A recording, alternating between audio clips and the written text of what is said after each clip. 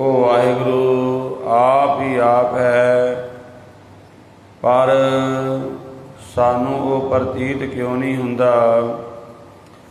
ਉਸ ਦਾ ਕਾਰਨ ਹੈ ਕਿ ਜਿਹੜਾ ਮਨੁੱਖ ਹੈ ਉਸ ਨੇ ਵਾਹਿਗੁਰੂ ਨੂੰ ਵਿਸਾਰ ਦਿੱਤਾ ਹੈ।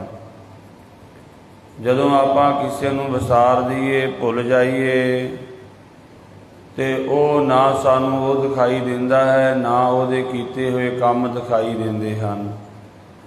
ਜਿਵੇਂ ਸੰਸਾਰਕ ਤੌਰ 'ਤੇ ਆਪਾਂ ਕਿਸੇ ਆਪਣੇ ਰਿਸ਼ਤੇਦਾਰ ਨੂੰ, ਜੋ ਸਾਡਾ ਬਹੁਤ ਹੀ ਕਰੀਬੀ ਹੈ, ਆਪਾਂ ਕਿਸੇ ਕਾਰਨ ਕਰਕੇ ਉਹਦੇ ਨਾਲੋਂ ਟੁੱਟ ਗਏ, ਉਹਨੂੰ ਭੁਲਾ ਦਿੱਤਾ। ਜਦੋਂ ਉਹਨੂੰ ਭੁਲਾ ਦਿੱਤਾ, ਸਮਾਂ ਪਿਆ, ਆਪਾਂ ਉਸ ਦੀ ਹਰ ਇੱਕ ਗੱਲ ਨੂੰ ਭੁੱਲ ਜਾਂਦੇ ਹਾਂ ਕਿ ਉਹਨੇ ਸਾਡੇ ਵਾਸਤੇ ਕਿੰਨਾ ਕੁਰਬਾਨੀ ਕੀਤੀ, ਕਿੰਨਾ ਕੁਝ ਕੀਤਾ। ਤੇ ਹੁਣ ਵੀ ਭਾਵੇਂ ਉਹ ਕਰਨਾ ਚਾਹੁੰਦਾ ਹੈ, ਪਰ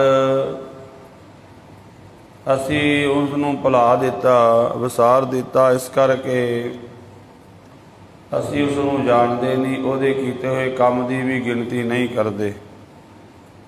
ਪਰ ਜਦੋਂ ਉਸ ਦੇ ਨਾਲ ਮੁੜ ਕੇ ਸੰਬੰਧ ਜੁੜ ਜਾਵੇ ਤੇ ਜਿਹੜਾ ਵਿੱਚ ਗਿਲਾ ਸ਼ਿਕਵਾ ਸੀ ਉਹ ਦੂਰ ਹੋ ਜਾਵੇ, ਤਾਂ ਆਪਣੇ ਉਸ ਮਿੱਤਰ ਦੀ, ਦੋਸਤ ਦੀ, ਰਿਸ਼ਤੇਦਾਰ ਦੀ ਹਰ ਇੱਕ ਗੱਲ ਯਾਦ ਵੀ ਆਉਂਦੀ ਹੈ ਤੇ ਮਨੁੱਖ ਉਹਦੇ ਹਰ ਇੱਕ ਕੰਮ ਵਿੱਚ ਵੀ ਉਸ ਨੂੰ ਵੇਖਦਾ ਹੈ। ਇਸੇ ਤਰ੍ਹਾਂ ਵਾਹਿਗੁਰੂ ਪਰਮਾਤਮਾ ਸਾਰੇ ਪਾਸੇ ਆਪ ਹੀ ਵਰਤ ਰਿਹਾ ਹੈ। ਸਾਨੂੰ ਨਾ ਤਾਂ ਉਹਦੇ ਕੰਮ ਦਿਖਾਈ ਦੇ ਰਹੇ ਨੇ ਤੇ ਨਾ ਉਹ ਦਿਖਾਈ ਦੇ ਰਿਹਾ, ਕਿਉਂਕਿ ਸਾਡੇ ਮਨ ਦੇ ਵਿੱਚ ਵਾਹਿਗੁਰੂ ਦੇ ਪ੍ਰਤੀ ਰੋਸ ਆ ਗਿਆ, ਸ਼ਿਕਵਾ ਆ ਗਿਆ, ਗਿਲਾ ਆ ਗਿਆ। ਤਾਂ ਹੀ ਤੇ ਮਹਾਰਾਜ ਬਾਣੀ ਵਿੱਚ ਕਹਿੰਦੇ ਨੇ, ਦੱਦਾ ਦੋਸ਼ ਨਾ ਦੇਉ ਕਿਸੈ, ਦੋਸ਼ ਕਰਮਾ ਆਪਣਿਆ, ਜੋ ਮੈਂ ਕੀਆ ਸੋ ਮੈਂ ਪਾਇਆ, ਦੋਸ਼ ਨਾ ਦੀਜੈ ਅਵਰਜਨਾ। ਤੂੰ ਦੋਸ਼ ਰੱਬ ਨੂੰ ਦੇ ਰਿਹਾ ਹੈ, ਪਰਮਾਤਮਾ ਨੂੰ ਦੇ ਰਿਹਾ ਹੈ। ਮਹਾਰਾਜ ਕਹਿੰਦੇ ਦੋਸ਼ ਤਾਂ ਕਿਸੇ ਨੂੰ ਵੀ ਨਾ ਦੇ, ਕਿਉਂਕਿ ਤੇਰੇ ਜੀਵਨ ਵਿੱਚ ਜੇ ਦੁੱਖ ਹੈ, ਘਾਟਾ ਹੈ, ਲੋਸ ਹੋਇਆ ਕਿਸੇ ਤਰ੍ਹਾਂ, ਉਹ ਤੇਰੇ ਹੀ ਕੀਤੇ ਕਰਮ ਕਰਕੇ ਹੈ। ਤੋ ਪਾਤਸ਼ਾਹ ਫਰਮਾਨ ਕਰਦੇ ਨੇ, ਵਾਹਿਗੁਰੂ ਨਿਰੰਕਾਰ ਨਾਲੋਂ ਅਸੀਂ ਟੁੱਟ ਗਏ ਹਾਂ, ਵਿਛੜ ਗਏ ਹਾਂ। ਸਾਨੂੰ ਕੌਣ ਮਿਲਾ ਸਕਦਾ ਹੈ? ਉਹ ਹੈ ਸਤਿਗੁਰੂ ਸੱਚਾ ਪਾਤਸ਼ਾਹ, ਜੋ ਸਾਨੂੰ ਮੁੜ ਕੇ ਟੁੱਟਿਆਂ ਹੋਇਆਂ ਨੂੰ, ਵਿਛੜਿਆਂ ਹੋਇਆਂ ਨੂੰ ਰੱਬ ਦੇ ਨਾਲ ਇੱਕ ਕਰ ਦਿੰਦਾ ਹੈ। ਧੰਨ ਗੁਰੂ ਰਾਮਦਾਸ ਮਹਾਰਾਜ ਸੱਚੇ ਪਾਤਸ਼ਾਹ ਬਖਸ਼ਿਸ਼ ਕਰ ਰਹੇ ਨੇ 604 ਔਰ 605 ਅੰਗ ਦੇ ਉੱਪਰ। ਆਓ ਸਤਿਗੁਰੂ ਜੀ ਦੇ ਅੰਮ੍ਰਿਤ ਬਚਨਾਂ ਨਾਲ ਸਾਂਝ ਪਾਈਏ। ਸੋਠ ਮਹੱਲਾ ਚੌਥਾ, ਸੋਠ ਰਾਗ ਮਹੱਲਾ ਚੌਥਾ। ਇਹਦੇ ਨਾਲ ਇੱਕ ਸ਼ਬਦ ਹੋਰ ਲਿਖਿਆ ਚੌਥਾ। ਇਹ ਮਹਾਰਾਜ ਜੀ ਨੇ ਇਸ ਕਰਕੇ ਲਿਖਿਆ ਹੈ, ਇਹਦਾ ਉਚਾਰਨ ਚੌਥਾ ਕਰਨਾ ਹੈ, ਕਿਉਂਕਿ ਜਿਹੜੇ ਸੰਥਿਆ ਨਹੀਂ ਨਾ ਲੈਂਦੇ ਉਹ ਕਈ ਵਾਰ ਸੋਠ ਮਹੱਲਾ 4 ਵੀ ਬੋਲਦੇ ਨੇ, ਜਾਂ ਸੋਠ ਮਹੱਲਾ 5। ਉਹ ਚੀਜ਼ ਨਹੀਂ ਬੋਲਣੀ। ਇਹ ਮਹਾਰਾਜ ਨੇ ਕਈ ਥਾਵਾਂ 'ਤੇ ਇਹ ਲਿਖ ਦਿੱਤਾ ਨਾਲ ਵੀ ਇਹਨੂੰ ਉਚਾਰਨ ਕਿਵੇਂ ਕਰਨਾ ਹੈ। ਸੋਠ ਮਹੱਲਾ ਚੌਥਾ, ਪਹਿਲਾਂ ਗਣਤ ਦਾ 4 ਹੈ, ਫਿਰ ਚੌਥਾ ਗੁਰਮੁਖੀ ਅੱਖਰਾਂ ਦੇ ਵਿੱਚ ਲਿਖਿਆ ਹੋਇਆ ਹੈ ਵੀ ਇਹਨੂੰ ਚੌਥਾ ਹੀ ਬੋਲਣਾ, 4 ਨਹੀਂ ਬੋਲਣਾ। ਜਿੰਨੇ ਵੀ ਸ਼ਬਦ ਆਉਣਗੇ ਗੁਰਬਾਣੀ ਦੇ, ਉਹਨਾਂ ਦੇ ਨਾਲ ਇਸੇ ਤਰ੍ਹਾਂ ਇਹਨੂੰ ਬੋਲਣਾ ਹੈ। ਆਪੇ ਅੰਡਜ ਜੇ ਰਜ ਸੇ ਤਜ ਉਤਪੁਜ, ਆਪੇ ਖੰਡ ਆਪੇ ਸਭ ਲੋਏ। 4 ਖਾਣੀਆਂ ਦੁਆਰਾ ਸਾਰਾ ਸੰਸਾਰ ਦੀ ਬਣਤਰ ਮੰਨੀ ਗਈ ਹੈ। ਜਦ ਕਿ ਜਪਜੀ ਸਾਹਿਬ ਦੇ ਵਿੱਚ ਤੇ ਮਹਾਰਾਜ ਕਹਿੰਦੇ ਕੇਤੀਆ ਖਾਣੀ, ਕੇਤੀਆ ਬਾਣੀ, ਕੇਤੇ ਪਾਤ ਨਰਿੰਦ। ਮਹਾਰਾਜ ਇੱਥੇ ਲਿਖਣ ਦਾ ਭਾਵ ਹੈ ਕਿ ਸਮਸਤ ਸੰਸਾਰ ਜਿਵੇਂ ਵੀ ਬਣਿਆ ਹੈ ਉਹ ਸਾਰਾ ਕੁਝ ਵਾਹਿਗੁਰੂ ਦੇ ਸਰੂਪ ਤੋਂ ਹੀ ਬਣਿਆ ਹੈ। ਭਾਵੇਂ ਉਹ ਆਂਡਿਆਂ ਵਾਲੇ ਜੀਵ ਹਨ, ਚਾਰ ਤਰ੍ਹਾਂ ਕਰਕੇ ਕਹਿੰਦੇ ਸੰਸਾਰ ਦੀ ਸਾਰੀ ਰਚਨਾ ਹੁੰਦੀ ਹੈ। ਆਂਡਿਆਂ ਤੋਂ ਪੈਦਾ ਹੋਣ ਵਾਲੇ ਜੀਵ, ਜੇਰ ਤੋਂ ਪੈਦਾ ਹੋਣ ਵਾਲੇ ਜੀਵ, ਪਸੀਨੇ ਤੋਂ ਪੈਦਾ ਹੋਣ ਵਾਲੇ ਜੀਵ, ਉਤਪੁਜ ਜਿਨ੍ਹਾਂ ਦੀਆਂ ਬਾਹਾਂ ਸ਼ਾਖਾਵਾਂ ਉੱਪਰ ਨੂੰ ਹਨ, ਜਿਵੇਂ ਪਹਾੜ, ਬਨਾਸਪਤੀ, ਇਹ ਸਾਰੇ ਉਤਪੁਜ ਖਾਣੀ ਵਿੱਚ ਆ ਜਾਂਦੇ ਨੇ। ਆਂਡਿਆਂ ਤੋਂ ਪੈਦਾ ਹੋਣ ਵਾਲੇ ਜੀਵ ਜਿਵੇਂ ਸੱਪ, ਪੰਛੀ, ਹੋਰ ਬਹੁਤ ਸਾਰੇ ਜੀਵ ਜਿਨ੍ਹਾਂ ਦੀ ਰਚਨਾ ਆਂਡਿਆਂ ਤੋਂ ਹੁੰਦੀ ਹੈ, ਜਿਨ੍ਹਾਂ ਦਾ ਜਨਮ ਆਂਡਿਆਂ ਤੋਂ ਹੁੰਦਾ, ਉਹ ਅੰਡਜ ਖਾਣੀ ਹੈ।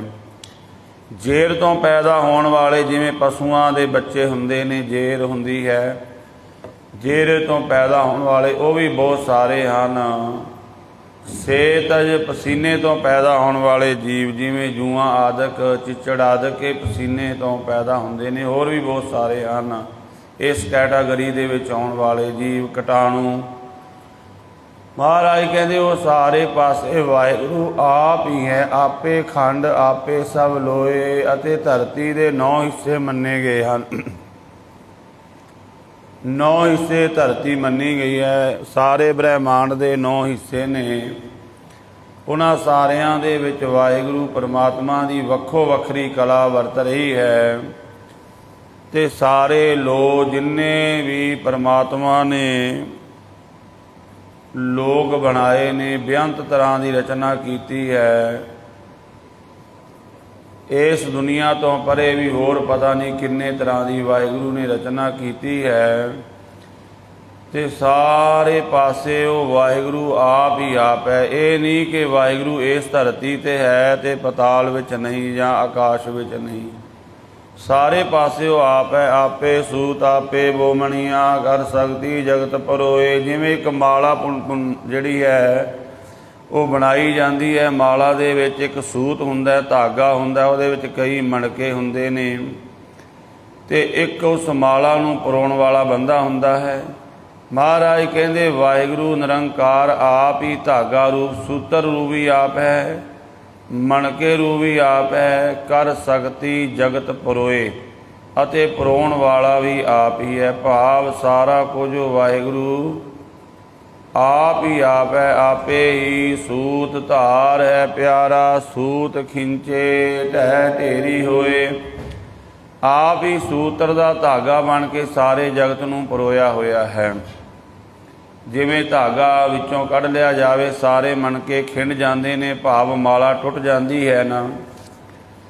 ਇਸੇ ਤਰ੍ਹਾਂ ਸਾਰੇ ਜੀਵਾਂ ਦੇ ਵਿੱਚ ਵਾ ਜੋ ਕੁਝ ਵੀ ਦਿਖਾਈ ਦੇ ਰਿਹਾ, ਸਾਰਿਆਂ ਦੇ ਵਿੱਚ ਵਾਹਿਗੁਰੂ ਦੀ ਸ਼ਕਤੀ ਦਾ ਸੂਤਰ ਹੈ।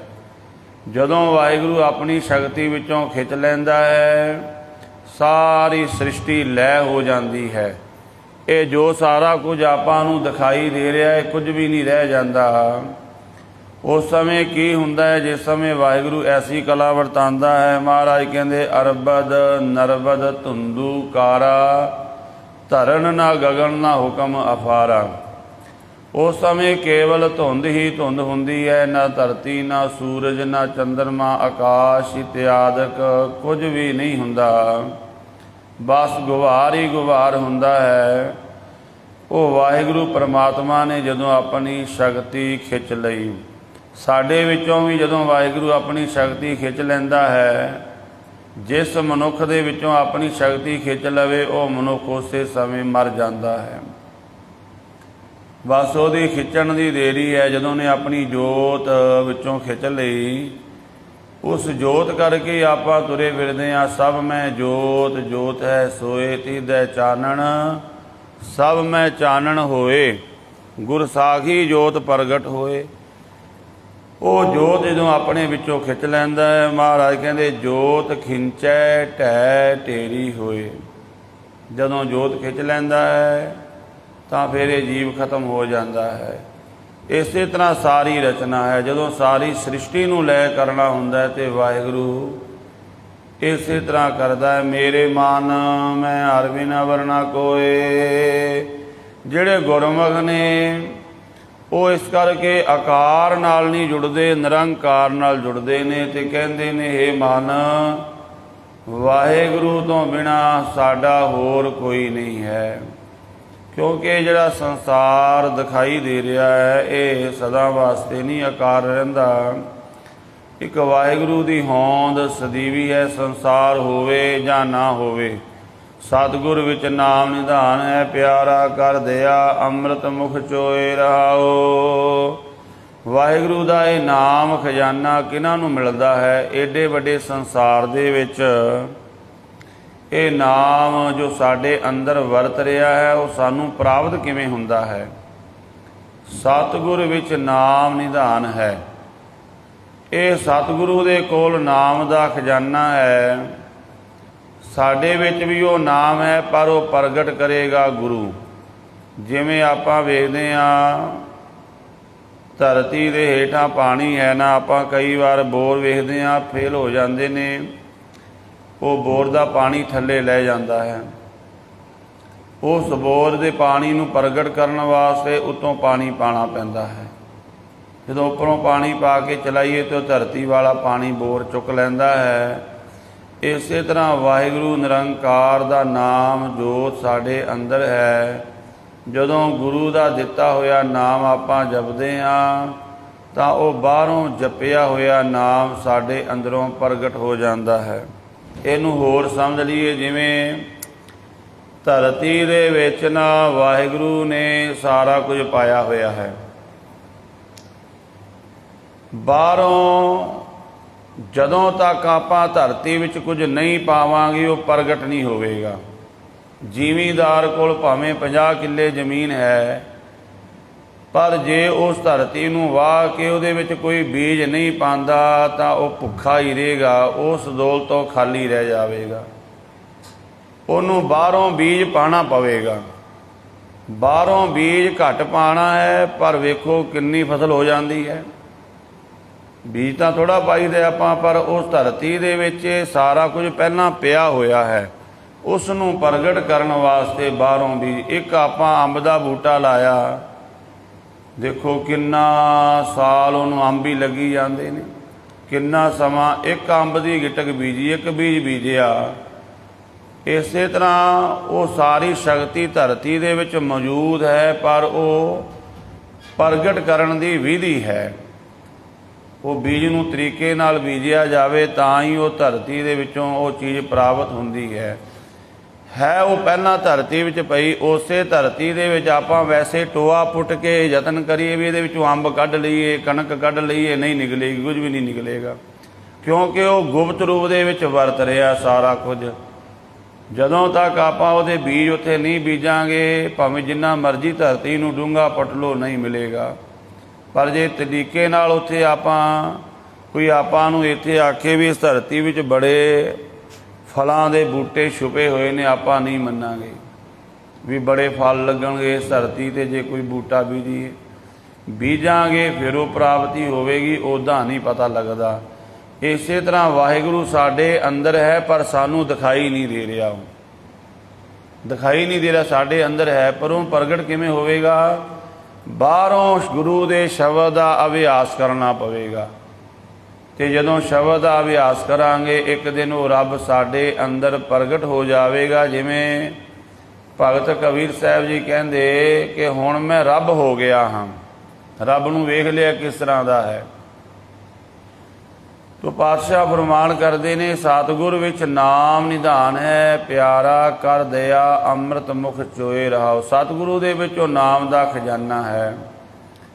सतगुरु दे कोल जदों कोई आउंदा है तो सतगुरु फिर अपने उस सेवक दे हिरदे विच नाम अमृत नूं पा दिंदा है, बख्शिश कर दिंदा है। तो वो नाम अंदर चल पैंदा। रहाओ विश्राम दे के कहंदे महाराज आपे जल तल सबत है प्यारा, प्रभ आपे करे सोए। जदों सतगुरु का दिता होया नाम शब्द जपिया फिर पता लग गया सारे पासे वाहिगुरू जल विच भी आप है, थल विच भी आप है। और जो वाहिगुरू कर रहा सारा कुछ वो आप ही कर रहा है। प्रभ आपे करे सो होए। जो वाहिगुरू करता है वही कुछ हुंदा है। सबना रिजक समांदा प्यारा दूजा अवर ना कोई। सारियां नूं रिजक देण वाला वाहिगुरू आप है, दूजा होर कोई रिजक नहीं देण वाला दाता। दाता केवल इको वाहिगुरू सो सारियां नूं दिंदा है। आपे खेल खिलाएंदा प्यारा, आपे करे सो होए। आपे सारे जीवां नूं इह तरह तरह दे संसारक धंधिਆਂ ਦੀਆਂ ਖੇਡਾਂ ਵਿੱਚ ਲਾ ਦਿੱਤਾ ਹੈ। ਆਪਾਂ ਸੋਚਦੇ ਹਾਂ ਅਸੀਂ ਕੰਮ ਕਰ ਰਹੇ ਹਾਂ, ਕਾਰੋਬਾਰ ਕਰ ਰਹੇ ਹਾਂ, ਪਰ ਜਦੋਂ ਗੁਰਬਾਣੀ ਦੀ ਦ੍ਰਿਸ਼ਟੀ ਨਾਲ ਵੇਖਾਂਗੇ ਤੇ ਇਹ ਜਿਵੇਂ ਬੱਚੇ ਖੇਡਾਂ ਖੇਡਦੇ ਨੇ ਨਾ, ਬਿਲਕੁਲ ਇਹੋ ਹੀ ਚੀਜ਼ ਹੈ। ਤੇ ਜਿਵੇਂ ਸਿਆਣਾ ਜਿਹੜਾ ਮਾਂ ਪਿਓ ਬੱਚੇ ਨੂੰ ਕਹਿੰਦਾ ਖੇਡ ਵੀ ਤੇ ਬੱਚਾ ਪੜ੍ਹ ਵੀ ਨਾਲ, ਇਸੇ ਤਰ੍ਹਾਂ ਮਹਾਰਾਜ ਕਹਿੰਦੇ ਤੂੰ ਦੁਨੀਆ ਦਾ ਕਾਰੋਬਾਰ ਵੀ ਕਰ ਤੇ ਨਾਲ ਨਾਮ ਵੀ ਜਪ। ਨਾਮ ਜਪਣਾ ਬੜਾ ਜ਼ਰੂਰੀ ਹੈ। ਜਿਵੇਂ ਆਪਾਂ ਆਪਣੇ ਬੱਚੇ ਨੂੰ ਕਹਿੰਦੇ ਤੂੰ ਪੜ੍ਹਾਈ ਵੀ ਕਰ, ਖੇਡ ਲੈ ਵੀ ਤੇ ਨਾਲ ਪੜ੍ਹਾਈ ਵੀ ਕਰਿਆ ਕਰ, ਕਿਉਂਕਿ ਇਕੱਲੀਆਂ ਖੇਡਾਂ ਤੇਰੇ ਕੰਮ ਨਹੀਂ ਆਉਣਗੀਆਂ, ਪੜ੍ਹਾਈ ਬਹੁਤ ਜ਼ਰੂਰੀ ਹੈ। ਇਸੇ ਤਰ੍ਹਾਂ ਇਕੱਲਾ ਪਰਿਵਾਰ ਕਾਰੋਬਾਰ ਇਹ ਸਾਡੇ ਕੰਮ ਨਹੀਂ ਆਵੇਗਾ, ਨਾਲ ਨਾਮ ਜਪਣਾ ਵੀ ਲਾਜ਼ਮੀ ਹੈ। ਬ੍ਰਹਮ ਦੀ ਵਿਦਿਆ ਪ੍ਰਾਪਤ ਕਰਨੀ ਵੀ ਜ਼ਰੂਰੀ ਹੈ। ਤੋ ਪਾਤਸ਼ਾਹ ਫਰਮਾਨ ਕਰ ਰਹੇ ਹਨ ਕਿ ਜਦੋਂ ਕੋਈ ਇਸ ਤਰ੍ਹਾਂ ਗੁਰੂ ਦੀ ਮੱਤ ਲੈ ਕੇ ਚੱਲਦਾ ਤੇ ਪਤਾ ਲੱਗ ਜਾਂਦਾ ਇਹ ਸਾਰਾ ਸੰਸਾਰ ਵਾਹਿਗੁਰੂ ਦਾ ਖਿਡਾਇਆ ਹੋਇਆ ਖੇਡ ਰਿਹਾ ਹੈ। ਜੋ ਵਾਹਿਗੁਰੂ ਕਰਦਾ ਉਹ ਹੁੰਦਾ। ਆਪੇ ਹੀ ਆਪ ਨਿਰਮਲਾ ਪਿਆਰਾ, ਆਪੇ ਨਿਰਮਲ ਸੋਏ। ਵਾਹਿਗੁਰੂ ਆਪ ਨਿਰਮਲ ਹੈ, ਪਵਿੱਤਰ ਹੈ। ਆਪੇ ਹੀ ਆਪ ਨਿਰਮਲਾ ਪਿਆਰਾ, ਆਪੇ ਨਿਰਮਲ ਸੋਏ। ਤੇ ਸਾਰਿਆਂ ਵਿੱਚ ਵਰਤਦਾ ਹੋਇਆ ਵੀ ਉਹ ਨਿਰਮਲ ਹੈ। ਭਾਵੇਂ ਕੋਈ ਕਿੰਨਾ ਵੀ ਜੀਵ ਪਾਪੀ ਹੈ, ਵਾਹਿਗੁਰੂ ਉਹਦੇ ਅੰਦਰ ਬੈਠਾ ਵੀ ਉਹ ਪਵਿੱਤਰ ਹੀ ਹੈ, ਉਹ ਕਦੇ ਮੈਲਾ ਨਹੀਂ ਹੁੰਦਾ। ਜਿਵੇਂ ਸੂਰਜ ਦੀ ਰੋਸ਼ਨੀ ਗੰਦਗੀ ਦੇ ਢੇਰ 'ਤੇ ਵੀ ਪੈਂਦੀ ਹੈ, ਸੂਰਜ ਦੀ ਰੋਸ਼ਨੀ ਫੁੱਲਾਂ ਦੀ ਬਗੀਚੀ 'ਤੇ ਵੀ ਪੈਂਦੀ ਹੈ। ਸਾਰੇ ਪਾਸੇ ਪੈ ਰਹੀ ਨਾ ਸੂਰਜ ਦੀ ਰੋਸ਼ਨੀ, ਗੰਦਗੀ 'ਤੇ ਵੀ ਪੈ ਰਹੀ ਹੈ, ਚੰਗੀ ਥਾਵਾਂ 'ਤੇ ਪੈ ਰਹੀ ਹੈ। ਸੂਰਜ ਦੀ ਰੋਸ਼ਨੀ ਕਦੇ ਮੈਲੀ ਨਹੀਂ ਹੁੰਦੀ, ਉਹ ਭਾਵੇਂ ਕਿੱਥੇ ਵੀ ਰੋਸ਼ਨੀ ਪੈ ਰਹੀ ਹੈ। ਇਸੇ ਤਰ੍ਹਾਂ ਵਾਹਿਗੁਰੂ ਭਾਵੇਂ ਪਾਪੀ ਬੰਦੇ ਨੇ, ਸਾਰਿਆਂ ਦੇ ਅੰਦਰ ਰੱਬ ਹੈ। ਭਾਵੇਂ ਕੋਈ ਪਾਪੀ ਹੈ, ਪੁੰਨੀ ਹੈ, ਮਨਮੁਖ ਹੈ, ਗੁਰਮੁਖ ਹੈ, ਉਹ ਸਾਰਿਆਂ ਵਿੱਚ ਵਰਤਦਾ ਹੋਇਆ ਨਿਰਮਲ ਹੀ ਹੈ, ਕਦੇ ਮੈਲਾ ਨਹੀਂ ਹੁੰਦਾ। ਆਪੇ ਕੀਮਤ ਪਾਏਂਦਾ ਪਿਆਰਾ, ਆਪੇ ਕਰੇ ਸੋ ਹੋਏ। ਵਾਹਿਗੁਰੂ ਆਪਣੇ ਨਾਮ ਦੀ ਕੀਮਤ ਨੂੰ ਆਪ ਹੀ ਪਾਉਂਦਾ, ਭਾਵ ਉਹਨੂੰ ਹੀ ਪਤਾ ਵੀ ਕਿ ਉਹਦਾ ਨਾਮ ਕਿੰਨਾ ਵੱਡਾ ਹੈ, ਕਿੰਨਾ ਮਹਿੰਗਾ ਹੈ। ਆਪਾਂ ਵਾਹਿਗੁਰੂ ਦੇ ਨਾਮ ਦੀ ਕੀਮਤ ਦਾ ਅੰਦਾਜ਼ਾ ਨਹੀਂ ਲਾ ਸਕਦੇ। ਸਾਈਂ ਨਾਮ ਅਮੋਲ ਕੀਮ ਨਾ ਕੋਈ ਜਾਣ ਦੋ, ਜਿਨ੍ਹਾਂ ਭਾਗ ਮਥਾਏ ਸੇ ਨਾਨਕ ਹਰ ਰੰਗ ਮਾਣ ਦੋ। ਆਪੇ ਕਰੇ ਸੋ ਹੋਏ। ਜੋ ਵਾਹਿਗੁਰੂ ਆਪ ਕਰਦਾ ਹੈ ਉਹੀ ਕੁਝ ਹੁੰਦਾ ਹੈ। ਆਪੇ ਅਲਖ ਨਾ ਲਖੀਐ ਪਿਆਰਾ, ਆਪ ਲਿਖਾਵੈ ਸੋਏ। ਵਾਹਿਗੁਰੂ ਕਿੰਨਾ ਕੁ ਵੱਡਾ ਹੈ, ਆਪਾਂ ਆਪਣੀ ਸ਼ਕਤੀ ਨਾਲ, ਬੁੱਧੀ ਨਾਲ ਉਹਨੂੰ ਨਹੀਂ ਜਾਣ ਸਕਦੇ। ਆਪੇ ਅਲਖ ਨਾ ਲਖੀਐ ਪਿਆਰਾ, ਉਹਨੂੰ ਪਿਆਰੇ ਵਾਹਿਗੁਰੂ ਨੂੰ ਆਪਾਂ ਜਾਣ ਨਹੀਂ ਸਕਦੇ। ਲਖਣ ਦਾ ਭਾਵ ਹੈ ਜਾਣਨਾ। ਆਪ ਲਿਖਾਵੈ ਸੋਏ, ਪਰ ਜਿਸ ਨੂੰ ਆਪਣਾ ਭੇਦ ਉਹ ਦੇ ਦਿੰਦਾ ਹੈ ਉਹੀ ਜਾਣਦਾ ਹੈ ਕਿ ਵਾਹਿਗੁਰੂ ਕਿੱਡਾ ਵੱਡਾ ਹੈ। ਆਪਾਂ ਰਹਿ ਰਸ ਵਿੱਚ ਰੋਜ਼ ਪੜ੍ਹਦੇ ਹਾਂ, ਜਿਸ ਨੂੰ ਤੂੰ ਜਣਾਏ ਸੋਈ ਜਨ ਜਾਣੈ, ਹਰ ਗੁਣ ਸਦ ਹੀ ਆਖ ਵਖਾਣੈ। ਜਿਹਨੂੰ ਉਹ ਜਣਾ ਦੇਵੇ ਆਪਣਾ ਆਪ ਵੀ ਮੈਂ ਕਿੱਡਾ ਵੱਡਾ ਹਾਂ। ਜਿਸ ਸਮੇਂ ਗੁਰੂ ਨਾਨਕ ਦੇਵ ਜੀ ਮਹਾਰਾਜ ਸਮੇਰ ਪਰਬਤ 'ਤੇ ਗਏ ਨਾ, ਤੇ ਉੱਥੇ ਸਿੱਧਾਂ ਦੇ ਨਾਲ ਸਿੱਧ ਗੋਸ਼ਟ ਹੋਈ। ਉਹਨਾਂ ਨੇ ਕਈ ਸਵਾਲ ਜਵਾਬ ਮਹਾਰਾਜ ਜੀ ਦੇ ਕੀਤੇ। ਗੁਰੂ ਨਾਨਕ ਦੇਵ ਜੀ ਨੂੰ ਆਪਣੇ ਪੰਥ ਵਿੱਚ ਲਿਆਉਣ ਵਾਸਤੇ ਬੜੇ ਯਤਨ ਕੀਤੇ। ਤਾਂ ਉਸ ਸਮੇਂ ਧੰਨ ਗੁਰੂ ਨਾਨਕ ਦੇਵ ਮਹਾਰਾਜ ਜੀ ਦੇ ਉਹ ਸਵਾਲ ਕਰਦੇ ਨੇ ਤੇ ਮਹਾਰਾਜ ਉਹਨਾਂ ਦਾ ਉੱਤਰ ਦਿੰਦੇ ਨੇ। ਕਹਿਣ ਲੱਗੇ ਕਿ ਮਹਾਰਾਜ ਵਾਹਿਗੁਰੂ ਦਾ, ਪਰਮਾਤਮਾ ਦਾ, ਰਾਮ ਦਾ, ਪਰਮੇਸ਼ਰ ਦਾ ਕਿਸੇ ਨੇ ਅੰਤ ਪਾਇਆ ਹੈ? ਗੁਰੂ ਨਾਨਕ ਦੇਵ ਮਹਾਰਾਜ ਜੀ ਕਹਿੰਦੇ ਨਹੀਂ ਭਾਈ, ਵਾਹਿਗੁਰੂ ਦਾ ਅੱਜ ਤੱਕ ਕੋਈ ਅੰਤ ਨਹੀਂ ਪਾਇਆ। ਸਨਕ ਸਨੰਦ ਮਹੇਸ਼ ਸਮਾਨਾ, ਸੇਖ ਨਾਗ ਤੇਰੋ ਮਰਮ ਨਾ ਜਾਨਾ। ਸੰਤ ਸੰਗਤ ਰਾਮ ਹਿਰਦੈ ਵਸਾਈ, ਹਨੂਮਾਨ ਸਰ ਗਰੜ ਸਮਾਨਾ। ਸੁਰਪਤ ਨਰਪਤ ਨਹੀਂ ਗੁਣ ਜਾਨਾ।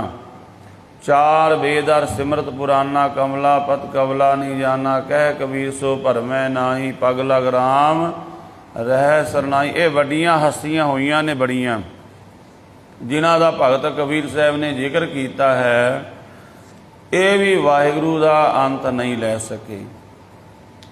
सिद्ध कहंदे कोई अंत नहीं लै सके, महाराज कहंदे हाँ भाई कोई अंत नहीं लै सके। समा लंघ गया, वो सवाल बदल बदल के करदे। थोड़े समय बाद उन्होंने आख्या गुरु नानक देव जी शायद भुल गए होणगे। फिर सवाल जान के वही करते हैं, महाराज रब दा किसी ने अंत लिया है? गुरु नानक पातशाह जी कहते हाँ वाहिगुरू दा अंत है, वाहिगुरू दा अंत है। ते सिद्ध कहते हैं कि ताड़ी मार के ना खिड़खड़ा के हस पे, कहते हुणे कुछ समा पहला तुसी किया सी वाहिगुरू दा कोई अंत नहीं है, ते हुण कहंदे हो वाहिगुरू दा अंत है। महाराज जपजी साहिब दसिया वाहिगुरू दा अंत की है। वाहिगुरू दा अंत यही है, अंत ना सिवती कहण ना अंत, अंत ना करना देण ना अंत, अंत ना वेखण सुनन ना अंत, अंत कारण केते बिरलाए ताकि अंत ना पाए जाए। उस वाहिगुरू दा अंत यही है कि वह अंत नहीं है।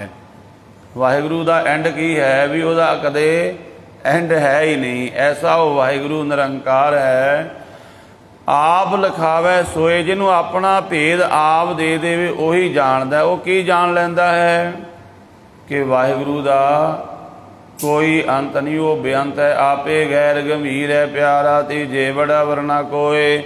आपे वाहिगुरू बड़ा गहर कहिए बहुत डूंगा। गंभीर जिवें किसी बंदे का सुभाव बड़ा गंभीर हुंदा, कोई किन्ना भी उन्होंने हसाण का यतन करे हसदा नहीं हुंदा, कोई रवाण का यतन भी करे तो रोंदा नहीं। उन्होंने कहते गंभीर सुभाव दा, बहुत छेती हसदा नहीं, छेती किसी नाल बोलदा नहीं, गंभीर। वाहिगुरू परमात्मा बड़ा ही गैर गंभीर है।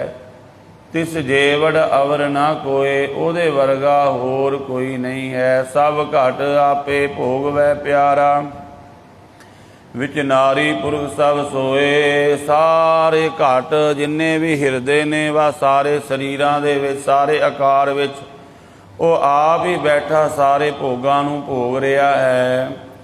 नारी इस्त्री अते पुरुष दे विच भी वो वाहिगुरू सारे पासे आप ही आप है। नानक गुप्त वरतदा प्यारा, गुरमुख प्रगट होए।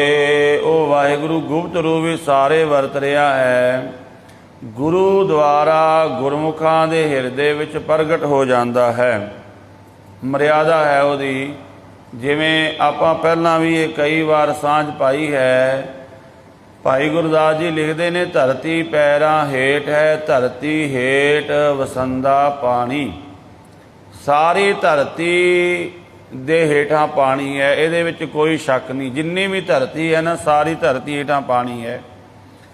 पर धरती का वह भी इलाका जिथे मारूथल है, जिथे पहाड़ ने, उत्थे पानी धरती विचों कढ़ना बड़ा औखा है। तो है उत्थे भी, पर उत्थे प्रगट करना पानी बड़ा औखा है, उसकी मर्यादा है। रब सारियां दे अंदर है। जिहड़े मनमुख बंदे हुंदे ने, नास्तिक हुंदे ने, वो मारू थल की तरह पहाड़ां दे इलाके की तरह हुंदे ने। उत्थे रब छेती प्रगट नहीं हुंदा, क्योंकि उन्हां दे उपर धरती दे उपर मिट्टी ज़्यादा, उत्थे पहाड़ ने। उन्हां नूं हटा दिता जावे तो वो पानी थल्लों प्रगट हो जाता है। मनमुख दे अंदर माड़े कर्मां दे पहाड़ बने हुंदे ने।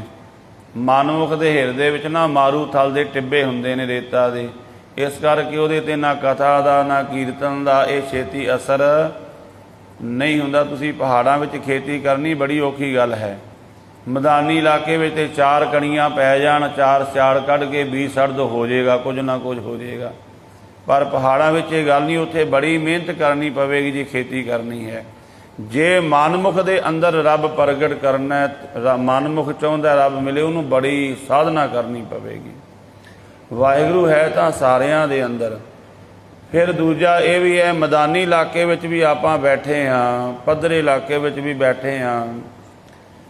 अपने घरां विच अज वेखो, पहलां खूहां तो पानी लियाउंदे सी, पहलां दरियावां तो लियाउंदे सी, हुण घर घर विच समरसीबल लग गए ने। ਪਾਣੀ ਤਾਂ ਇਹ ਪਹਿਲਾਂ ਵੀ ਇੱਥੇ ਜਦੋਂ ਸਾਡੇ ਦਾਦੇ ਪੜਦਾਦੇ ਰਹਿੰਦੇ ਸੀ, ਪਰ ਉਹਨਾਂ ਕੋਲੇ ਮਰਿਆਦਾ ਨਹੀਂ ਸੀ ਪਾਣੀ ਨੂੰ ਪ੍ਰਗਟ ਕਰਨ ਦੀ। ਅੱਜ ਸਾਨੂੰ ਇਹ ਜੁਗਤੀ ਮਿਲ ਗਈ, ਤਕਨੀਕ ਮਿਲ ਗਈ, ਘਰ ਬੈਠਿਆਂ ਘਰ ਵਿੱਚੋਂ ਹੀ ਪਾਣੀ ਪ੍ਰਗਟ ਕਰ ਲਿਆ ਨਾ। ਵਾਹਿਗੁਰੂ ਨਿਰੰਕਾਰ ਸਾਡੇ ਅੰਦਰ ਹੈ। ਲੋਕ ਪਹਿਲਾਂ ਸਤਜੁਗ, ਤ੍ਰੇਤਾ, ਦੁਆਪਰ ਇਹਨਾਂ ਯੁਗਾਂ ਵਿੱਚ ਪਹਾੜਾਂ ਵਿੱਚ ਚਲੇ ਜਾਂਦੇ ਸੀ, ਬੜੀ ਦੂਰ ਜਾਂਦੇ ਸੀ ਸਾਧਨਾ ਕਰਨ ਪਰਿਵਾਰ ਨੂੰ ਛੱਡ ਕੇ। ਪਰ ਧੰਨ ਗੁਰੂ ਨਾਨਕ ਦੇਵ ਜੀ ਮਹਾਰਾਜ ਆਇਓ, ਕਹਿੰਦੇ ਦੁਨੀਆ ਦੇ ਲੋਕੋ ਕਿਤੇ ਜਾਣ ਦੀ ਲੋੜ ਨਹੀਂ, ਤੁਹਾਡੇ ਘਰ ਵਿੱਚ ਹੀ ਹੈ ਰੱਬ ਪ੍ਰਗਟ ਕਰਨ ਦੀ ਮਰਿਆਦਾ ਦੱਸ ਦਿੱਤੀ।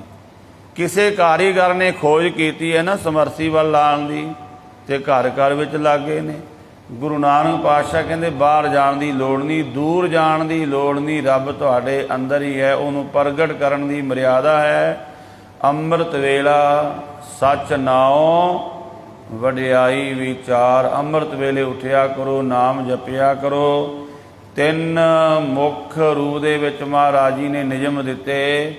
ਕਿਰਤ ਕਰੋ, ਨਾਮ ਜਪੋ, ਵੰਡ ਛਕੋ। ਰੱਬ ਨੂੰ ਲੱਭਣ ਦੀ ਲੋੜ ਨਹੀਂ, ਘਰ ਵਿੱਚ ਹੀ ਮਿਲ ਜਾਵੇਗਾ। ਹਿਰਦੈ ਨਾਮ ਵਸਾਇਓ, ਘਰ ਬੈਠੇ ਗੁਰੂ ਤੇ ਆਇਓ।